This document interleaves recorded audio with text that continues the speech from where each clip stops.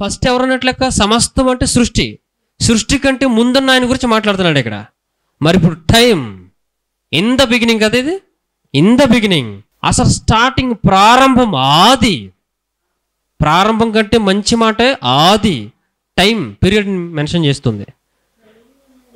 కలిగి ఉన్నది అది ఆయన లేకుండా కలగలేదని ఆయన ఎవరో ఆయన గురించి చెబుతున్నాడు. ఇదంతా ఆయన గురించి చెప్తున్నాడు. ఈయన గురించి చెప్తుండు. ఆది అందు అన్నాడు. అందుకని చూడండి, ఆది అందు వాక్యం ఉంటే ఆ వాక్యం ఈయనే దీన్ని కలుగు చేశాడు. దేన్ని? మనం అందరూ నడుస్తున్న ఈ భూమిని, ఆకాశ నక్షత్రాలను, ఈ సృష్టి అంతటిని, సమస్తాన్నట. ఇప్పుడు ఎవరి గురించి అయితే ఇక్కడ మాట్లాడుతున్నాడో నొక్కు నొక్కు చెబుతున్నాడో ఆయన గురించే చెబుతూ ఆయన చేశాడు ఇదంతా అని. అసలు ఆయన బ్యాక్గ్రౌండ్ ఏంటో, ఆయన స్థాయి ఏంటో, ఆయన ర్యాంక్ ఏంటో చెబుతూ ఇక్కడ మొదలుపెట్టాడు. ఇది ప్రారంభంలో ఉండాలి బైబిల్లో. అలాగనప్పుడు మనం మార్చేస్తాం కాదు. అది దేవుడు ఆయనటువంటి భక్తుల ద్వారా ఏ రీతిగా మనుషులకు పెట్టాలో అలా పెట్టించాడు. ఎందుకంటే దేవుని వాక్యం ఒకే వరుసగా రాస్తే ఎవరికైనా అర్థమైపోద్దేమో. అసలు నేనంటే ఎంత ఇష్టమో, నా గురించి తెలుసుకోవడం అంటే మానవాళికి ఎంత ఇష్టమో, నా కుమారులకి, నా కుమార్తెలకి అని ఆయన ఆశపడతాడు. అలా ఆశపడి దేవుని వాక్యాన్ని అలా రాయించాడు, అలా పెట్టించాడు, అలా గ్రంథస్థం చేయించాడు. ఇప్పుడు పరిశీలించి చదవటం అనేది నీ మీద ఆధారపడి ఉంది. ఇక 14వ వచనానికి వచ్చేస్తున్నాను. యేసు సంపూర్ణ మానవుడు కాదు అని వాదిస్తున్నారు బయట కొంతమంది. యేసుక్రీస్తు వారు ఏం కాదట? సంపూర్ణ మానవుడు కాదు. ఒక్క దెబ్బతో నిజంగా మానవుడు కాదంటే ఏమైపోతుందో తెలుసా? ఆయన సంపూర్ణ మానవుడు కాదనే మాట కనుక బయట వస్తున్నాయి, ఆల్రెడీ వచ్చాయి, ఆ కాలంలోనే వచ్చాయి. యోహాను గారు రాసే కాలానికే యేసు ప్రభు, యేసుక్రీస్తు మానవుడు కాదు, అసలు శరీరంతో రాలేదు, అసలు అలా కనపడ్డాడు అంతే అని అలా వాదించేవారు ఆనాడే తయారయ్యారు. మరి ఈనాడు చాలామంది మన కాళ్ళ ముందు ఉన్నారు, సోషల్ మీడియాలో చూస్తుంటే కనబడుతున్నారు కూడా, క్రైస్తవ వ్యతిరేకులు కూడా. ఇప్పుడు మమ్మల్ని నన్ను మనల్ని ఎవరైనా అంటే ఏమైపోతుందో తెలుసా? మనం ఈరోజు చాలామంది ప్రపంచవ్యాప్తంగా ఈస్టర్ అనేటువంటి ఒక పేరున క్రీస్తు మృతులలో నుండి లేచాడు, సజీవుడు అయ్యాడు, మృత్యుంజయుడు అయ్యాడు అని చెప్పి గట్టిగా మాట్లాడుకున్నాం కదా. అందరం గట్టిగా మాట్లాడాం, స్లోగా కాదు, గట్టిగా మాట్లాడుకున్నాం అన్ని చోట్ల అందరూ కూడా. ఒక్కసారి ఆయన మానవుడే కాదు, శరీరాన్ని ధరించలేదు అన్నాడు అనుకోండి, ఇంకా చచ్చిపోవడం ఏంటి? మానవుడు కాకపోతే ఎందుకు చచ్చిపోతాడో? చావడు కదా. మరి సమాధి చేయడం ఏంటి? సమాధి చేసినా లేచిపోతాడు అంటే దేవుడు కాబట్టి లేచిపోతాడు అంతే. శరీరంతో రాలేదు కాబట్టి లేస్తాడు అంతే. కాబట్టి ఆయన గొప్ప ఏం కాదు అని ఒక మొక్కలో ఏమవుతుంది, పునాదంతా మొత్తం కొలాప్స్ అయిపోద్ది. అంటే మన విశ్వాసం దేని మీద ఉందంటే క్రీస్తు మృతులలో నుండి లేచిన వారిలోనట ప్రథమ ఫలంగా ఉన్నాడట. కొరింథీ పత్రిక 15:20 ఏమనుంది? ప్రథమ ఫలం. మృతులలో నుండి లేచిన వారిలో క్రీస్తట ప్రథమ ఫలం, మొదటి ఫలం. అసలు ఆయన ఎందుకు విశ్వాసం ఉంచాలట? ఎందుకు విశ్వాసం ఉంచాలి? ఇదే యోహాను సువార్త తీయించాను 16వ వచనం, 3:16. దేవుడు లోకమును ఎంతో ప్రేమించును కాగా ఆయన తన అద్వితీయ కుమారునిగా పుట్టిన వానియందు విశ్వాసముంచు ప్రతివాడు నశింపక నిత్య జీవము పొందినట్లు ఆయనను అనుగ్రహించెను. ఇక్కడ ఒక మంచి మాట మనందరికి సూట్ అయ్యేది. విశ్వాసముంచు ప్రతివాడు. మనందరికి ఒక ట్యాగ్ ఉంది. ట్యాగ్ ఏంటది? మెడలో విశ్వాసి. ఓ విశ్వాసి అంటారు కదా, మనల్ని ఏమంటారు? విశ్వాసులారా. ఏం విశ్వాసి నువ్వు? యేసుక్రీస్తుని నమ్మావా? యేసుక్రీస్తుని విశ్వసించావా? యేసుక్రీస్తుని విశ్వసించడం ఏంటి? ఏం విశ్వసించాలని? ఏమి నమ్మాలి? ఆయన్ని ఏమి నమ్మాలి? ఇప్పుడు నువ్వు ఎందాక తీసిన చదువు 14:6లోకి రండి. యోహాను సువార్త 14:6 యేసు నేనే మార్గమును సత్యమును జీవమును, నా ద్వారానే తప్ప ఎవడునూ తండ్రి ఎద్దకు రాడు అనుంది. యేసుక్రీస్తు ఎవరట? పరలోకానికి మార్గమైన, యేసుక్రీస్తు ఎవరు? పరలోకానికి మార్గం. ఆయనే మార్గం. ఏమండి, ఇంకెవరన్నా ఉన్నారా? ఇంకెవ్వరు లేరు. అందుకే ఆయన ఏమంటాడంటే నేనే అన్నాడు తప్ప నేను కూడా అనలే. నేనే మార్గం. I am only the way. నేనే మార్గాన్ని టు హెవెన్. పరలోకానికి ఏకైక మార్గం నేనే. నిచ్చెన. పొద్దున గుర్తు చేస్తూ వాళ్ళకి ఆరాధనలో యాకోబు గారికి ఒక కళ వస్తుంది. ఆ కళలో ఒక నిచ్చెన కనిపిస్తుంది. ఆకాశానికి వేసి నిచ్చెన ఉంటుంది. ఆ దేవదూతలట పైకి కిందకి ఆకాశానికి ఎక్కుతూ దిగుతూ ఉన్నారట. ఇవన్నీ కూడా ఏంటంటే రాబోచున్న మేలుల ఛాయగా, ఇదిగో క్రొత్త నిబంధనల నెరవేర్పు కోసం అన్నీ ప్రభువుని సూచిస్తున్నాయి, ప్రభువుకి సింబాలిక్గా ఉన్నాయి. ఇప్పుడు ఆయన అంటున్నాడు నేనే మార్గం, నా ద్వారా తప్ప ఎవడో కూడా తండ్రి యొద్దకు పరలోకానికి రాడు. యేసు ప్రభు ద్వారా మాత్రం వెళ్తాం. ఇప్పుడు నమ్మడం ఎందుకు నమ్మాలంటే పరలోకం నుంచి వచ్చిన ఆయన, ఇలా చూడు బాగానండి, పరలోకం నుంచి వచ్చిన ఆయన ఇదిగో పరలోకం ఉందని చెబుతున్నాడు, రుజువు చేస్తున్నాడు. యోబు గ్రంథం ఒక మాట చూపించాను చూడండి ఒక్కసారి, అవసరాన్ని బట్టి తీయిస్తున్నాను. యోబు గ్రంథం 14:1-2 వచనాలు నేను చదువుతాను, స్పీడ్గా చదువుతాను చూడండి. స్త్రీ కనిన నరుడు కొద్ది దినముల వాడై మిక్కిలి బాధనందును, పువ్వు వికసించినట్లు వాడు పెరిగి వాడిపోవును, నీడ కనబడకపోవునట్లు వాడు నిలువక పారిపోవును.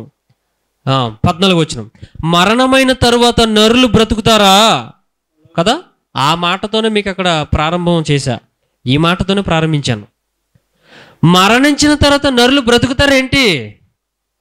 ఎవడు బతుకుతాడులే, ఇక అక్కడతో అంతమైపోయింది. మనిషికి ఇక ఏమీ లేదు, ఇక మరణంతో అన్నీ క్లోజ్ అయిపోతాయి. ఇక ఇంకేం ఉండదు, ఇక ఉనికిలో ఉండడు, ఇక మనిషికి ఇంకేం ఉనికి లేదు. ఇక after that there is no, ఏమీ లేదన్నాడు అంతే, నథింగ్. అంటే నిజంగా ఏమీ లేదా? యోబు గారికి వచ్చినటువంటి డౌటు ఎప్పటి నుంచి ఉందో తెలిసేది, ప్రతి మనిషికి ఉంది, ప్రారంభం నుంచి ఉంది. ఎందుకంటే మరణంతోనే అన్నీ అయిపోయేకి ఏం ఉండదు కాబట్టి ఉన్నంతలోనే బతికేయండి, ఉన్నంతలోనే ఆనందించేయండి, ఎంజాయ్ చేసేయండి, చచ్చిపోండి అంతే. చచ్చిపోయిన తర్వాత ఏం ఉండదు కాబట్టి మనకి ఇక మనం ఈ కళ్ళ ముందు కనబడుతున్న ఈ బ్రతికే నిజమైంది, ఇదే మనకు కనబడుతుంది, దీని అందే మనం దృష్టించాలి, దీని గురించే మనం బతకాలి అనే విధానంలో ప్రతి నరుడు నడుస్తుంటే, అదే యోబు గారు కూడా ఏమంటాడు తెలుసా, మరణించిన తర్వాత 14 వచనం, మరణమైన తర్వాత నరులు బ్రతుకుతురా? ప్రశ్న. బ్రతుకుతారా? ఇంకేముంది, ఏమీ లేదు, అంత అయిపోయింది అని అంటున్నప్పుడు యేసు ప్రభు ఎందుకు వచ్చాడు తెలుసా? మరణించిన తర్వాత అసలైన ఇది షార్ట్ పీరియడ్, ఇది జస్ట్ ట్రయల్, ఇది మీరు భూమి మీదకి ఎంత తాత్కాలికమైనటువంటి ఆయుష్నిచ్చి మిమ్మల్ని పెట్టా. దీని తర్వాత మరణమైన తర్వాత మీరు ఆత్మలుగా ఉన్న మీరంతా శరీరాన్ని విడిచిపెట్టి వెళ్ళాలి ఒక లోకానికి కదా. శరీరాన్ని విడిచిపెట్టి వెళ్ళాలి ఒక లోకానికి. అదే నిన్నెవరైతే పంపించారో ఆయన దగ్గరికి. నిన్నెవరు పంపించారు అయ్యా ఈ భూమి మీద కంటే? ప్రతి విశ్వాసి ఏం చెప్పాలి తెలుసా?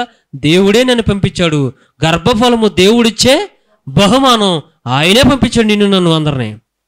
ఇప్పుడు మరణంతోనే అంత క్లోజ్ అయిపోతుంది, ఇంకేమీ లేదు, మనకు బ్రతుకు లేదు అన్నప్పుడు మరి ప్రతివాడు ఎలా బతుకుతాడు? ఇక కళ్ళ ముందు కనపడదన్నది అనుభవించడం, ఆనందించడం, చచ్చిపోవడం, అంతే, ఏమీ లేదనుకోవడం. దేవుడి గురించి ఆలోచన లేదు, దేవుని యొక్క ధర్మం తెలియదు, ఏమీ తెలియకుండా అజ్ఞానిగా బ్రతికిపోయి లోకంలో భయంకరమైన వాడుగా బ్రతికి బ్రతికి బ్రతికి బ్రతికి బ్రతికి పాపిష్టి కార్యాలు చేసి చేసి చచ్చిపోవడం అని అనుకుంటున్నారు. అప్పుడు వచ్చాడు ప్రభు. ఎఫెసీ పత్రిక 1:4-6 వచనాలతో తీకండి, పొద్దుటిది గుర్తు చేస్తున్నాను అంతే, జస్ట్ వీళ్ళకి ఇక్కడ కూడా వినలేదు కాబట్టి దాన్ని అలా టచ్ చేస్తాను, దాంట్లో పూర్తిగా వెళ్ళను. ఎఫెసీ పత్రికలు ఏమి రాయబడని తెలుసా? యేసుక్రీస్తు ద్వారానట తనకు కుమారులుగా స్వీకరించడానికట, తన ఎదుట నిర్దోషులంగా ఉండాలట, పరిశుద్ధులమై ఉండాలని జగత్తు పునదంటే ఈ భూమి ఆకాశం చేయలేదంటే మనల్ని ఏం చేసి ఉంటాడు? ఈ భూమిని జగత్తు పునాది వేయబడక ముందంటే ఈ విశ్వాన్నే సృష్టించక మునుపు, ఈ భూమిని రవంతి కూడా సృష్టించక మునుపోయే అనుకున్నాడట, క్రీస్తులు వీళ్ళందరూ నాకు కుమారులుగా కావాలి, బిడ్డలుగా కావాలి అనుకున్నాడట. ఆ తర్వాతే సృష్టిని చేశాడు, క్రియేషన్ అంతా అప్పుడు క్రియేట్ చేశాడు. అంటే దీన్ని ఏమంటారు తెలుసా? ఆయన అనాది సంకల్పం అంటారు దీన్ని. ఆది సంకల్పం కదా, అనాది. ఈ సృష్టి లేని కాలాన్ని ఏమంటారు తెలుసా? అనాది కాలం అంటారు. ఏమంటారు? రెండు రకాలు. ఆది అంటే సృష్టి వచ్చిన తర్వాత, అనాది అంటే ఈ సృష్టి విశ్వం ఏమీ లేనప్పుడు దేవుడు ఉండేటువంటి దానిని ఏమంటారు తెలుసా? అనాది కాలం. ఆయన సంకల్పంలో అందరినీ కావాలనుకున్నాడు. వాళ్ళందరూ భూమి మీదకి వచ్చారు. ఎట్టకేలకు దేవుడు పంపాలన్న టైంలో పంపించాడు. అందరూ కూడా ఏమైపోతున్నారంటే మరణంతో ముగింపు, మరణంతో అయిపోయింది, మరణంతో ఏమీ లేదు, మరణంతో ఏమీ లేదు కాబట్టి తిను త్రాగుము సుఖించు, అంతే, ఏమి లేదు ఇక అనుకుంటున్న తరుణంలో, రే నాయనా, మీ అందరూ కూడా మరణం తర్వాతే మీరు నా దగ్గరకు వస్తారు. ఈ భూమి మీదకి శరీరంతో వెళ్ళిన మీరంతా శరీరాన్ని విడిచిపెట్టి ఆత్మల అయినటువంటి మీరు ఆత్మల లోకానికి వచ్చేయాలి, మీరంతా పరలోకానికి వచ్చేయాలి అని నరులారా తిరిగిరండి అని ఆయన ఆహ్వానిస్తూ 90వ కీర్తనలో మోషే గారి ద్వారా చెప్పి, నరులారా తిరిగిరండి అని ఆయన చెప్తున్నాడంటే ఆత్మలైన మీరంతా, మనం అంతా ఎక్కడికి వెళ్ళిపోవాలి? చచ్చిపోయిన తర్వాత దేవుని దగ్గరికి వెళ్ళాలి కదా. ఆ లోకంలో ఉండే ఆ బ్రతుకు, ఆ జీవితం ఎవడు కూడా పట్టదు. ఎందుకంటే చచ్చిపోయినోడు ఎవడు కూడా మాట్లాడలేదు, చచ్చిపోయినోడు ఎవడు కూడా కనబడలేదు. పోనీ కనబడి చెప్తే మారతాం మనం. ఇదిగో నాయన ఇంకో లోకం అంతా తెలుసా అన్నాడు ఒక మన తాతగారు, ఎవరు చనిపోడు, కనపడి పుట్టక్కమని, అమ్మో మళ్ళీ వెళ్ళిపోతున్నాను మనవడని చెప్పేసి వెళ్ళిపోయాడు అనుకోండి. అమ్మో నిజంగా ఉందంట, చచ్చిపోయి చాలా కాలం అయింది, ఇప్పుడు వచ్చి కనపడి చెప్పేసి మళ్ళీ వెళ్ళిపోయాడు అని నమ్ముతాం. లేదు పోనీ వాయిస్ అన్నా సేమ్. ఇప్పుడు మా తాత ఉన్నాడు, చిన్ని తాత, వాయిస్ వినపడుతుంది అనుకోండి. అంటే చచ్చిపోయి 3 సంవత్సరాలు 4 సంవత్సరాలు అయింది అంటే ఇప్పుడు అంటే వినపడుతుందంటే ఎక్కడో ఉన్నాడనమాట, జాగ్రత్తగా ఉండాలి మనం, ఆయన చెప్పిన అన్నీ వినాలి ఇక్కడ, అంతేగా. మృతులలో నుంచి ఎవడైనా ఒకడు వచ్చి చెప్తే నమ్ముతాం కదా, లేకపోతే మనం తెంగరంలో ఏంటంటే ఎవడో నమ్మడో. ఆయన అందుకొరకును, మరియు మనం పాపాలతో ఉంటే ఎవడో కూడా దేవుని దగ్గరికి వెళ్ళం కదా, దానికి ప్రాయశ్చిత్తంగా ఆ పరిశుద్ధుడిగా యేసుప్రభువే భూమి మీదకి వచ్చి మానవుడిగా వచ్చి ఎందుకు? మానవుని యొక్క రక్తం చిందించబడాలి. అది కూడా ఎవరిది? పరిశుద్ధునిది. పరిశుద్ధ రక్త ప్రోక్షణ వలన సర్వమానవాళి, ఎందుకంటే నరుడి రక్తమే ప్రాయశ్చిత్తం, నరుడి రక్తమే ప్రాయశ్చిత్తం. గొర్రె మేకల రక్తాలు ఏం చేయవట? మనుషుల పాపాలను తీసివేయట అసాధ్యం అన్నాడు గ్రంథంలో, అసాధ్యం. ఇప్పుడు ఆ నరుడు రక్తం కావాలి కనుక ఏ నరుడిని చూసినా అందరూ బాగా నాటకాలు వేసే వాళ్ళే ఉన్నారు. అందరి రక్తం ఏ రక్తం? నాటకాల రక్తం, అంటే వేషధారణ రక్తం. కాబట్టి ప్రతి ఒక్కరి రక్తం పొల్యూట్ అయిపోయింది, కలుషితం అయిపోయింది. అంటే పాపంతో నిండిపోయి మనం అంతా అక్కడ పాపం చేసుకుంటూ బ్రతుకుతున్నాం. ఇప్పుడు ఏ నరుడి రక్తం మరి కాపాడుతుంది మనల్ని? అప్పుడు వచ్చాడు ఒక ఆయన, దేవుడే వచ్చాడు. ఎక్కడి నుండి? పరలోకం నుండి భూమి మీదకి వచ్చాడు. ఈ భూమి మీదకి వచ్చి ఎలా రావాలి? అప్పుడు నరుడిగా రావాలా లేకపోతే దేవుళ్ళలాగా వచ్చేలా? అంటే సంపూర్ణ నరుడిగా రావాలా లేకపోతే కొద్దిగా నరుడు, ఏదో అర్ధన వదిలే వాళ్ళ గొడవ మనకి తెలియదు కానీ సగం మనిషి లేకపోతే సగం పురుషుడు సగం స్త్రీగా ఏదో మిక్స్ అయ్యి రావడాలు ఇలాంటివి ఉండవు. సంపూర్ణమైన నరుడిగా రావాలి. నరుడిగా వచ్చి నిరూపించబడి, నరుడని నిరూపించబడి, పాపం లేనివాడుగా నిరూపింపబడి, యోహాను సువార్త 8వ అధ్యాయం 46వ వచనంలో కనపడుతుంది కదా, నాలో పాపం ఉన్నదని మీలో ఎవరు స్థాపించగలడయ్యా అని ప్రపంచానికి సవాలు చేసినటువంటి ఆ మహాయోధుడు, ఆ జయశాలి యేసుక్రీస్తు ప్రభువారు అన్నిటినీ జయించినవాడు. ఆయన ఒక్కడికే జయశాలి పేరు సూట్ అవుతుంది కానీ ఎవరు పడితే వాళ్ళు పెట్టేసుకుంటే సూట్ అవుతుందా? సూట్ అవుద్దా? తప్పు అసలు అది. నువ్వు జయశాలి అన్నావంటే ఏదో చిన్న చిన్న డిబేట్లో గెలిచేస్తే జయశాలి అయిపోరు. చాలా తప్పది. క్రీస్తుకు మాత్రమే చెల్లుతుంది, ఎవరికి చెల్లదు. ఆయన 40 దినాలు శ్రమ పడ్డాడని చెప్పి ఉపవాసం అన్నాడని చూసాం కదా మనం. అన్నీ చేసిందట. ఏంటి? సాతాను చేంజ్ చేసిందట ఆయన అన్నీ. మరి ఇప్పుడు ఈ లోకంలో చాలామంది జయశాలని పేరు పెట్టుకున్న వాళ్ళందరూ ఎవరు అన్ని జయించలేదు, ఒప్పుకోవాలి. మనం దేవుడి కంటే ఎక్కువ ఎవరు కాదు మనకి, అంతే కదా, దేవుడే ఎక్కువ మనకి. అలాంటప్పుడు ఆ జయశాలి యేసుక్రీస్తు ప్రభువారు అన్నిటిని జయించి ఎలాగా? నరుడిగా జయించాడా దేవుడిగా జయించాడా? ఎలా? మళ్ళీ చెప్పాలి మీరు. నరుడిగా జయించాడా దేవుడిగా జయించాడా? ఒకవేళ ఎవరైనా దేవుడిగా జయించేసాడంటే అందుకే మన వల్ల కాదా అని అంటే ఆయన నిజంగా ఆయన రక్తం మనకు సరిపోదు. ఎందుకు? దేవుడు కాబట్టి జయించాడండి, మనం ఎలా జయిస్తాం? మరి నరుడికి నరుడి రక్తమే కదా ప్రాయశ్చిత్తం అవ్వాలి. మరి నరుడుగా జయిస్తేనే కదా ఆ రక్తం పరిశుద్ధం అవుతుంది. అర్థమైంది మీకు పాయింట్? కనుక ఆయన సంపూర్ణ మానవుడిగా బ్రతికాడు ఈ లోకానికి వచ్చి. ఇది నోటి మాటలతో చెప్పడం కంటే భక్తుల ద్వారా దేవుడు రాయించినటువంటి ఆధారాలతో మాట్లాడుకుందాం, ఇంకా బాగుంటుంది. చూద్దాం ఒకసారి. మరణం తర్వాత బ్రతుకు లేదని మానవలాలు కొట్టుకుంటుంటే ఇక ఎక్కడితో ముగింపని కొట్టుమిట్టాడుతుంటే మనుషులందరూ, వీళ్ళందరికీ ఇదిగో మరణం తర్వాత మరొక బ్రతుకుందని, అక్కడికి వెళ్ళాలంటే ఇదిగో మీ అందరి పాపాలు ప్రాయశ్చిత్తం అవ్వాలంటే నా రక్తం కావాలి, నేనే మీ అందరి పాపాలను తీసివేస్తాను, నరుడిగా పుడతా, నరవతారిగా వస్తా, నరవతారిగా వచ్చి పాపం చేయకుండా బ్రతికి మీ అందరి కోసం నా పరిశుద్ధ రక్తం చిందించి అందరి పాపాలు కడిగేస్తా. వస్తారా? అయినా నమ్మట్లేదు ఎవడో, అయినా నమ్మట్లే. అప్పుడు భూమి మీదకి వచ్చేసాడేక రుజువు, సాక్ష్యం. నరుడిగా బ్రతికాడు, పాపం చేయకుండా బ్రతికాడు, పరిశుద్ధ రక్తం అయింది, సిలువ ఎక్కాడు, మరణించాడు, రక్తం కార్చాడు, సమాధిలో పెట్టబడ్డాడు, 3వ దినం నేను లేస్తానన్నాడు. మత్తయి సువార్త 28:6 ఏముంది? ఆయన ఇక్కడ లేడు. మంచి మాట కదా, చాలా వండర్ఫుల్ మాట అది. దూత చెప్తుంది అక్కడ కూర్చుని, సమాధిలో కూర్చుని, ఆయన ఇక్కడ లేడు, ఆయన తాను చెప్పినట్టే లేచి ఉన్నాడు. ఎంత మంచి మాట అండి. ఈరోజు అదే వాక్యం పెట్టా. ఆయన ఇక్కడ లేడు, ఆయన తాను చెప్పినట్టే లేచాడా, చెప్పకుండా లేచాడా? ఎంత గట్స్ ఉండాలని. ఇంకా నమ్మకం, ఇంకా నమ్మకపోతే ఇంకా అంత బుద్ధిహీనుడు ఇంకెవడ ఉండడు ఇంకా లోకంలో. నేను మరణిస్తాను, నన్ను చంపండి. మీరు ఎలా చంపుతారు? చంపండి. అలా చంపేశారు. రోమ ప్రభుత్వ కాలంలో చంపారు, సిలువేశారు. బళ్ళెంతో పొడి చూశారండి, చచ్చాడో చావలేదు ఈడని. బళ్ళెం అంటే ఏదో చిన్న చాక్ కాదు, మన ఇంట్లో కూరగాయల కోసం చాక్ కాదు. బళ్ళెం అంటే కనీసం అదే ఈటి టైప్లో ఉంటుంది. అదే ఈటి టైపు, పెద్ద పొడవాటి ఇంత రోడ్లో ఉండి దాని చివరన దీని ఏమంటారు, కొబ్బరికాయలు ఒలుస్తూ ఉంటారు చూసారు. ఇలా బళ్ళులు అంటే తెలిసే కొబ్బరికాయలు ఒలుస్తారు పొలంలో. అది పొడవుగా ఉంటే ఎలా ఉంటుంది అది. దాన్ని తీసుకుని ఆ సిలువు మీద అంత ఎత్తునున్న సిలువు మీద సుమారు 12 అడుగులు 15 అడుగులు ఎత్తున్న సిలువు మీద ఎక్కడో ఉంటే కింద నుంచి పొడిచాడంటే అక్కడ ఉన్నటువంటి ఆ శరీరాన్ని ఎంత పొడవు ఉంటుంది, ఎంత బళ్ళి ఏంటో చూడండి. పొడిచితే యాక్చువల్గా బతుకున్నాడు కూడా ఏమవ్వాలి, అనాలి కదా, సౌండ్ ఇవ్వాలి కదా, ఎంతో కొంత కథలకు రావాలి కదా బతుకుంటే. ఇక ఏమి లేదు కథలకి. అంటే అర్థం ఏంటి? పక్కలో బళ్ళింపోటు పొడిచాడండి, ఎంత మాంసం ఊడొచ్చేసింది అంతే. చచ్చిపోయాడు అప్పటికైనా. అప్పుడు శవాన్ని తీసుకెళ్ళి సమాధిలో భద్రం చేశారు. మళ్ళీ ఎవడైనా ఎత్తుకుపోయి ఈయన నిజంగా లేచాడని చెప్పి ఎవడో తీసుకొచ్చి డూప్లికేట్ని తీసుకొచ్చేస్తారని రోమ ప్రభుత్వమే వాళ్ళు దగ్గరుండి ఎస్కార్ట్లాగా ఈ యోధా మత పెద్దలు ఏం చేశారంటే, ఈ వంచకుడు ఏమన్నాడంటే నేను బతికి లేస్తానని చెప్పి 3వ దినాన్న వీళ్ళ శిష్యులు ఏంటంటే బాగా మంచి నాటకంగా లేళ్ళు, వీళ్ళందరూ ఏం చేస్తారంటే ఖచ్చితంగా ఈయన మాయ చేసే శవాన్ని ఎవరో ఆ రూపంలో ఉన్న తీసుకొచ్చేసి ఇతనే వేసని చెప్పేసి అలా గారిడి చేసి బాగా చేస్తారు అని చెప్పి వాళ్ళు వెళ్ళి ప్రభుత్వాన్ని అడగగానే ప్రభుత్వం ఏం చేస్తారు, మీకు చేతనైనంత కట్టుదిట్టం చేసుకోండి అని చెప్తాడు అక్కడ ఉన్నటువంటి పిలాతు రాజు.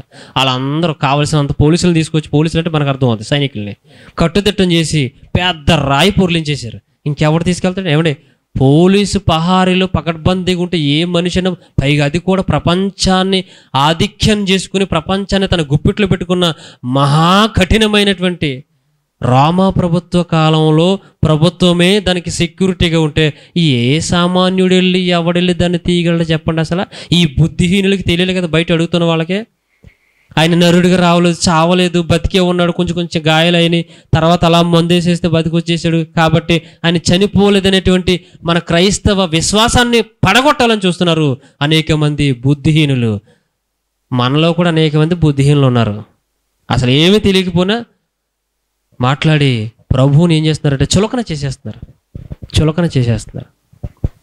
కనుక ప్రియులరా, ఆయన వచ్చిందే ఒక మనిషి మరణించి తిరిగి లేచి మీకు పునరుద్ధానం ఉంది.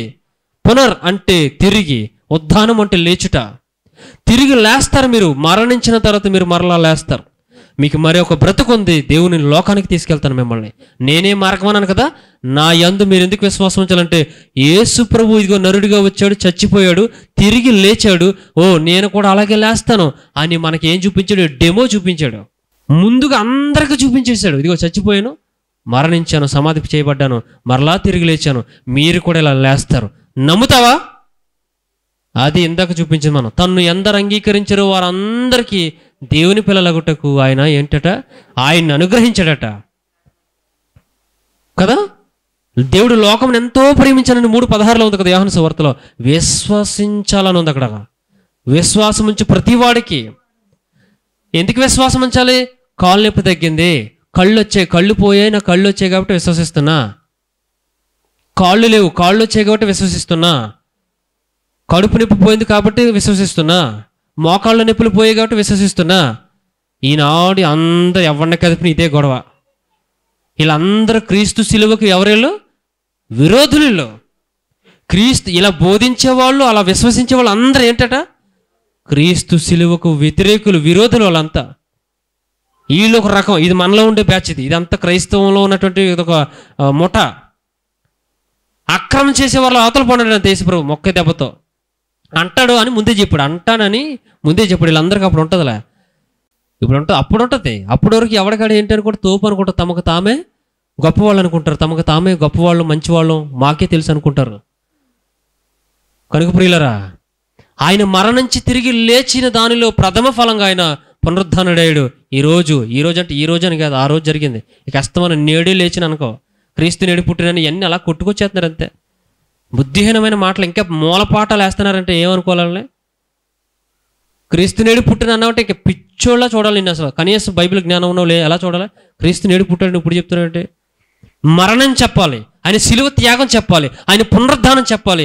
దాని మీదే నువ్వు విశ్వసించాలి, ఆ పునాది మీద నువ్వు కట్టబడాలి అని చెప్పాల్సింది పోయి ఇంకా మూలపాటాలో క్యాసెట్ వేస్తుంటే ప్రభు ఎప్పటికి అర్థమవుతాడు? ఆయన శిలువ త్యాగం ఎప్పుడు అర్థమవుద్ది? ఆయన బలియాగం ఏమేమి అర్థం చేసుకుంటాడు? ఆయన గొప్పతనాన్ని అర్థం చేసుకుని ప్రాయశ్చిత్తం ఎప్పుడు పడతాడు మనిషి? ఎప్పుడు వస్తాడు దేవుని దగ్గరికి? పాపాలు ఒప్పుకోవద్దా? ఎంతసేపు నిన్ను బాగు చేస్తాడు, అది చేస్తాడు, ఇది చేస్తాడని చెప్పుకుంటూ పోతున్నారంటే ఇక ఏం అర్థమవుతాడని ప్రభు? ఇప్పుడు దేవునికి అన్యాయం చేసేది ఎవడు? అలాంటి బోధకులు కాదు. అలాంటి బోధకులు ఎవరైతే వాళ్ళు, ఇలాంటి వాళ్ళు ఒక రకమైతే బయట నుంచి మనల్ని పొడిచేవాళ్ళు మరికొందరు. ఆయన అసలు సంపూర్ణ మానవుడు కాదని చెప్పి వాదిస్తూ మొదలు పెట్టారట. అప్పుడు యోహాను గారు ఎత్తుకున్నాడు. రండి, యోహాను గారు ఎత్తుకున్నాడు, మొదలు పెట్టాడు, రాస్తున్నాడు, ప్రప్రథమంగా రాస్తున్నాడు. వాక్యమైనటువంటి ఆ దేవుడట శరీరధారికి 14వ వచనం. ఆ వాక్యము యోహాను సువార్త 1:14వ వచనం. ఆ వాక్యము శరీరధారి అయి, ఏ ధారి అయి? మీకు బాగా చెప్తున్నానండి, శరీరధారి అయి. దీనిని ఏమంటారంటే ఇన్కార్నేషన్. గ్రీకులో ఇన్కార్నేషన్ అంటే శరీరాన్ని ధరించుకోవడాన్ని ఏమంటారు? శరీరధారి, ధారిత్వము అంటే శరీరాన్ని ధరించుకోవడాన్ని ఏమంటారంటే ఇన్కార్నేషన్ అంటారు. ప్రభువు ఇన్కార్నేషన్ అంటే శరీరాన్ని ధరించుకున్నాడు అని ఎంత స్పష్టంగా చెంప చెల్లుమనేటట్లుగా ఆనాడు ఉన్నటువంటి ప్రజానికానికి క్రీస్తు శకం మొదటి శతాబ్దంలో ఇదిగో యోహాను గారు వాళ్ళందరికీ చెంప చెల్లుమనేటట్లుగా ఆయన వాక్యమైన దేవుడు ఇదిగో శరీరాన్ని ధరించుకుని భూమి మీదకి వచ్చాడు. అంటే భూమి మీదకి వచ్చి ఆయన ఏం చేశాడు? శరీరాన్ని కన్య మరి గర్భం గుండా శరీరాన్ని ధరించుకున్నాడు ఆయన. మరి ఇప్పుడు సంపూర్ణ మానవుడు కాదంటే ఆయన మనవలే ఆయనకు కూడా ఆకలి వేసింది, ఆహారం తిన్నాడు, చేపలు తిన్నాడు, రొట్టెలు తిన్నాడు, తెలుసుగా మనకి. ఆయనకు దాహం వేసింది, దాహం తాగాడు. ఆయన అలసిపోయినట్టు ఆయన అమరమున అంటే ధోని అమరమునకు పడుకుని తలవాల్చుకుంటాడంట. ఈ లోపు గాలి తుఫాను పుట్టేసిందంట. వెంటనే శిష్యులు అలా జరిగి కంగారు పడిపోతున్నారు. అప్పుడు వెళ్ళి బాధకుడా రబ్బీ నువ్వేంటి తీరిగ్గా పడుకున్నావేంటని, లేపు మమ్మల్ని నశించిపోతున్నావు అంటే గాలిని గద్దించగానే నిమ్మలం అయిపోయింది, సముద్రాన్ని గద్దించగానే మిక్కిలిన నిమ్మలమైన. ఇవన్నీ చూస్తాం మనం. అంటే ఆయనకు కూడా అలసట ఉంది. నీకెలాగైతే పని చేస్తే అలసిపోతావు, ఆయన అలసిపోయాడు.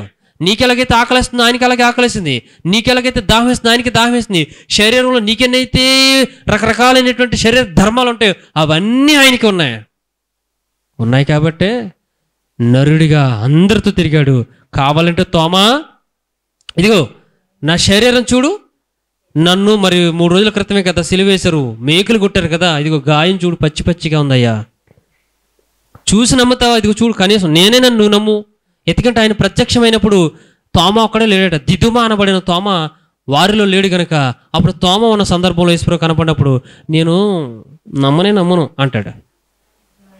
అప్పుడు ఇదిగో చూడు, కావాలంటే నా పక్కలో చెయ్యి ఉంచి అంటాడు. ఇలా చూడండి, గాయాలు చూపించి చేతుల్లో మేకులు గుచ్చారు నాకు, కావాలంటే పక్కలో చూడు. పక్కలో అంటే ఏం పొడిచారు వాళ్ళు? పక్కలో బళ్ళెము పోటు, ఇదిగో పచ్చి పచ్చిగా ఉందయ్యా చూడు. అప్పుడు వెంటనే దిదుమనబడిన తోమ చేతులు పట్టుకుని ఆ పక్కలో వేసి చేయి వేసి చూసి వెంటనే అయ్యయ్యో ఎంత అనుమానించానయ్యా నిన్ను, ఎంత నిన్ను డౌట్ పడ్డానయ్యా నేను, ఎంత సందేహపడ్డానయ్యా, నన్ను క్షమించని వెంటనే అతను అనడం. ఆ తర్వాత మన ఇండియాకి అయిన సువార్త తీసుకురావడం ఎంత గొప్ప ధన్యత అండి. ఎంత గొప్ప ధన్యత. నమ్మాడు, ఫస్ట్ నమ్మలే, రుజువులతో నమ్మాడు, చూసి నమ్మాడు. అప్పుడు వెంటనే అన్నాడు ప్రభు, నమ్మితే నువ్వు వెరీ గుడ్ అనలే, అరే నాయన నీవు ధన్యుడివే, కానీ మరీ ధన్యత ఏంటో తెలుసా, చూడకుండా నమ్మితే ధన్యుడివే, అయినా ధన్యుడు లేపో అన్నాడు అంతే. మరీ ధన్యులు కావాలా, లేకపోతే ధన్యుడు అంటే సరిపోతుంది మనకి, మరి ధన్యులం అనిపించుకోవాలి, మన భక్తిలో మరి ధన్యత రావాలి.